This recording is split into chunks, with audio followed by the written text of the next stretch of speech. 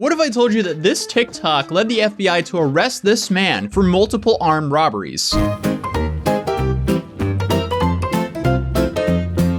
Welcome to the year of 2022, where people are still not only dumb enough to commit armed robberies, but also film themselves in the same clothes they robbed stores in and posted on TikTok. I guess self-snitching is just becoming a massive trend here on social media. So what happened and how did that TikTok lead to his arrest? Well, the Detroit News reports that apparently the investigation started back in the 1st of December. This is after a man wearing black pants, a black hooded sweatshirt, and a black ski mask, and white shoes, and wearing a black backpack with pink flowers on it, robbed a 7-Eleven store in the Detroit outskirts. He pointed a black handgun at the clerk, collected money, and fled. More than a month later, he goes to a Marathon gas station in a similar area in the same outfit and robs that store as well. This one was a lot more up close and personal though, because he actually pressed the gun against the back of the clerk. He grabbed an 18-pack of cigars on his way out and accidentally left a .40 caliber bullet that investigators later found. On January 26th, a similar thing happened because, you know, the 7-Eleven store that he robbed once? Well, once apparently wasn't enough, so he went back to the same 7-Eleven store in the same outfit and robbed it again. At least change your fit.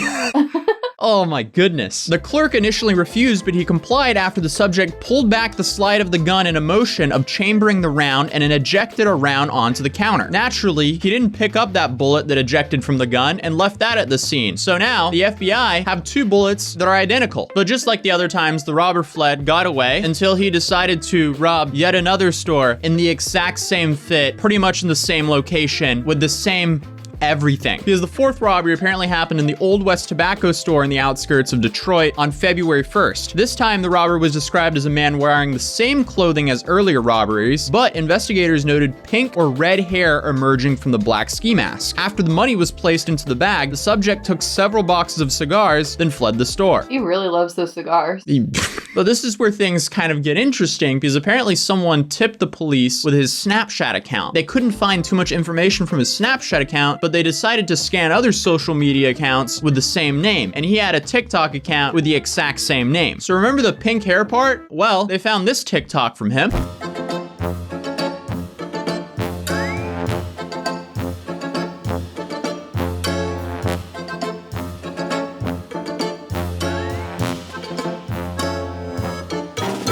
And that seemed to match the hair they were looking for. And they also found this TikTok where he was wearing the exact same shoes.